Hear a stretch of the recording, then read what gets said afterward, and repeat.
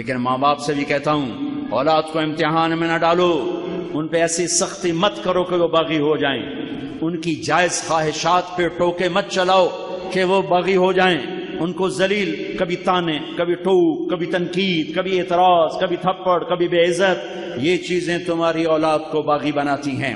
میرے نبی نے فرمایا اولاد کو عزت دو، اکرموا اولادکم، اپنی اولاد کو عزت دو۔ جناب علی رضی اللہ تعالیٰ عنہ نے فرمایا اکرموا اولادکم لانہم خلقوا لغیر زمانکم، اپنی اولاد کو عزت دو، یہ تمہارے آنے والے زمانے میں تمہاری یادوں کو زندہ رکھنے والے ہیں، انہیں عزت دو۔ میرے نبی کیسے عزت دیتے تھے؟ حضرت فاطمہ رضی اللہ تعالیٰ عنہ آپ کے جگر کا ٹکڑا، آپ کی آنکھوں کی ٹھنڈک، حسن حسین میری آنکھوں کی ٹھنڈک، میرے جنت کے پھول، جنت کے سردار، میرے حسن حسین جن کے لیے گھٹنے اور بازو ٹیک کر کمر پہ بٹھا کے کمر میں چکر لگا رہے ہیں اور ان کو دیکھ کر کہہ رہے ہیں تمہارا اونٹ کیسا ہے، پھر دونوں بھائیوں کو اتار کے زینب کو کمر پہ بٹھا رہے ہیں اور اکیلی کو کمرے میں چکر دلا رہے ہیں، یہ ان کی ماں ہیں، ان شہزادوں کی ماں ہیں، میرے نبی کے جگر کا ٹکڑا ہیں، اور علی کی زوجہ ہیں جو میرے نبی نے کہا علی تجھے بشارت ہو جنت میں تیرا گھر میرے گھر کے سامنے ہوگا۔ جب حضرت فاطمہ آتی اور کوئی چوتھے دن نہیں آتی، کوئی 8ویں دن نہیں آتی، روز آنا لگا ہوا ہے کہ دیوار کے ساتھ دیوار ہے، جب حضرت فاطمہ آتی دروازے پہ آتی میرے نبی کھڑے ہو جاتے۔ کوئی ماں باپ کھڑے ہوتے ہیں اولاد کے لیے، میرے نبی کھڑے ہو جاتے اور وہیں نہیں کھڑے رہتے تھے، دروازے کی طرف پہل فرماتے تھے، آگے بڑھتے تھے، وہ حضرت فاطمہ کا ہاتھ پکڑتے تھے اور یہاں بوسہ لیتے تھے، بوسہ، پھر ان کا ہاتھ پکڑ کے اپنی بیٹی کو چارپائی پر پہلے بٹھاتے تھے، اس کے بعد خود بیٹھتے تھے۔ یہ ہے میرے نبی کی عزت اولاد کے لیے۔ 99% ماں باپ اولاد کو اپنی پراپرٹی سمجھ کے رگڑ دیتے ہیں، پھر وہاں سے بغاوت واپس آتی ہے۔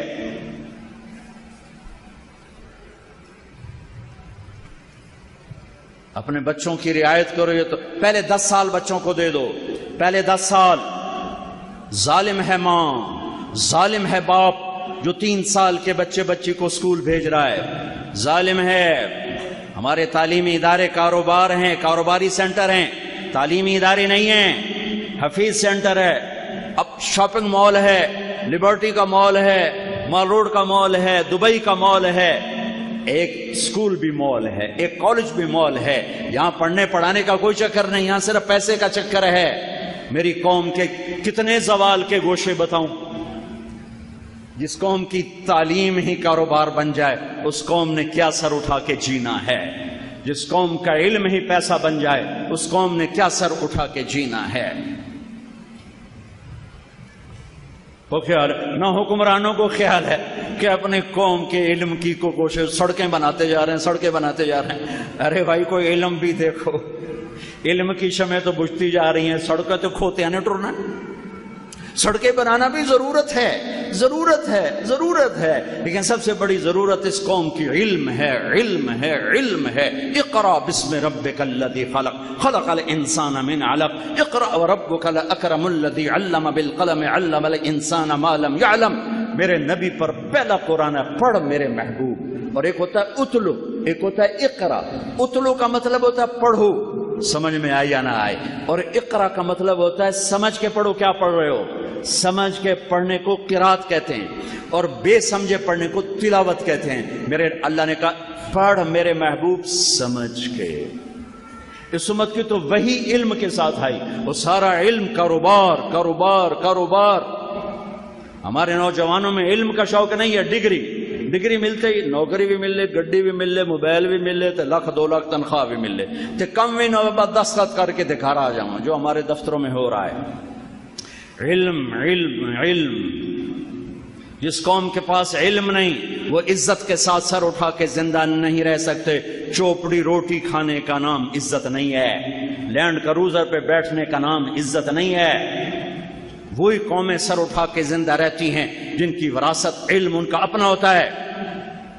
یہ بھیک نہیں ہے جو تمہیں ملے گی، جان جوکھوں میں ڈالو گے تو اللہ تمہارے اوپر فیضان کرے گا۔ خیر بات دوسری طرف چلی گئی، 3 سال کے بچے کو اسکول بھیجنا ماں کا ظلم ہے، باپ کا ظلم ہے۔ یہ بچہ ماں کی گود چاہتا ہے۔ میرا نبی شفیق تو فرماتے ہیں کہ 7 سال سے پہلے نماز بھی نہ کہو، 7 سال سے پہلے نماز بھی نہ کہو، 7 سال کے بعد نماز کی بات کرو۔ تو 7 سال تک کیا کرو؟ گود دو، گود، ٹائم دو، گود دو، ٹائم دو، جو نہ ماں کے پاس ہے نہ جو باپ کے پاس۔ فیصلہ آباد میں ہمارے ایک جاننے والے ہیں، وہ میاں بیوی دونوں ٹیچر ہیں، تو وہ بیگم پیپر چیک کر رہی تھی تو رونے لگی۔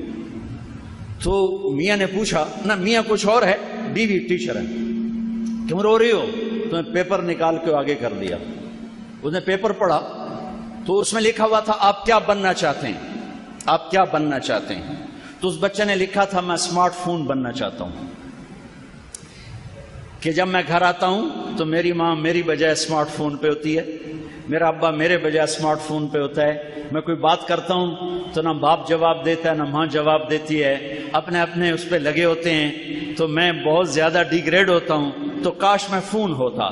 تو اس نے کہا تو رو کیوں رہی ہو؟ کہ یہ تیرے بیٹے کا پیپر ہے، یہ تیرے میرے بیٹے کا پیپر ہے جس نے یہ لکھا ہے کہ میں فون بننا چاہتا ہوں۔ یہ آج ہر ماں کا ظلم ہے، ہر باپ کا ظلم ہے۔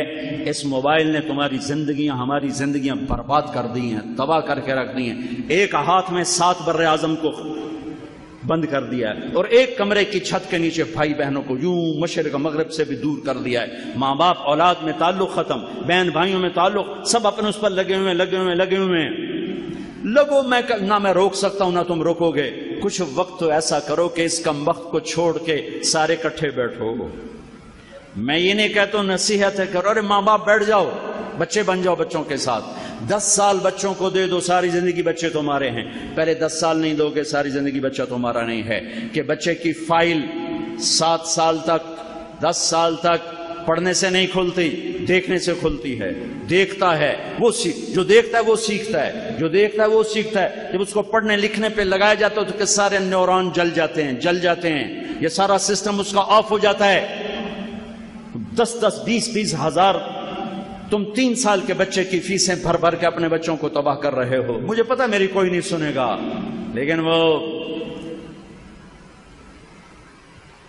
بھڑکتی آگ پہ کبوتر نے بھی پانی ڈالا تھا ابراہیم کی، اسے بھی پتا تھا میری 2 چن جنال کی آگ بجھنی ہے۔ مجھے بھی پتا ہے میری کوئی نہیں سنے گا، شاید میں ہی پاگل کہلاؤں، دیوانہ کہلاؤں، لیکن میں ان وادیوں سے گزرا ہوں۔ میں اچھے اسکول کا، گورنمنٹ کالج لاہور کا پڑھا ہوں، مجھے پتا ہے ان سارے راستوں کا۔ میری 11 سال عمر تھی، میرے باپ نے مجھے لاہور بھیج دیا سینٹرل ماڈل اسکول میں پڑھنے کے لیے، ہاسٹل میں ڈالا۔ 3 سال میں روتا رہا ماں باپ کی جدائی پر۔ 4تھے سال میرے آنسو ایسے خشک ہوئے کہ نہ موت تک نہ ماں سے پیار کر سکا نہ باپ سے پیار کر سکا۔ دین میں لگنے کے بعد عزت دی، احترام دیا، خدمت کی۔ میرے باپ نے میری گود میں جان دی، میں نے اس کو غسل دیا، جنازہ پڑھا ہے، لیکن میں تمہیں دیانتداری سے کہہ رہا ہوں، میں ماں باپ سے پیار نہیں کر سکا، کہ پیار کی شمع انہوں نے بجھا دی تھی۔ جب مجھے ان کی گود کی ضرورت تھی انہوں نے مجھے ہاسٹل میں ڈال دیا۔ میرے محبت کے سارے چراغ انہوں نے بجھا دیے جنہیں میں کوشش کے باوجود نہ جلا سکا۔ ہاں، اپنی اولاد کو ٹائم دو، یہ تمہیں ٹائم دیں گے۔ پھر کچھ وقت ایسا نکالو جب یہ ساری چیزیں آف کر دو، ٹی وی آف کر دو، موبائل آف کر دو، گھر کے افراد کٹھے ہو کے بیٹھو، جو مرضی باتیں کرو، تمہاری محبت بڑھے گی۔ ہاں، غیبت نہ کرو، جھوٹ نہ بولو، گالی نہ دو، کسی کی بری بات نہ کرو، کسی کو منفی ڈسکس نہ کرو۔ محبت کے جو بولو گے تمہارے بچے پروان چڑھتے